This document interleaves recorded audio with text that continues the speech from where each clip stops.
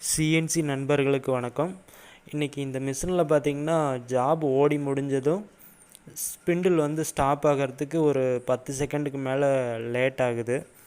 அந்த ப்ராப்ளத்தை கரெக்ட் பண்ணுறதுக்கு பார்த்திங்கன்னா இந்த ஸ்பிண்டில் டியூனிங் பேராமீட்டரில் போய் வேல்யூ ஆல்ட்ரு பண்ணால் அதுக்கு அந்த ஸ்பிண்டில் டியூனிங் பேராமீட்ரு சிஸ்டம் பட்டனில் போய்ட்டு ஓப்பன் பண்ணிக்கோங்க.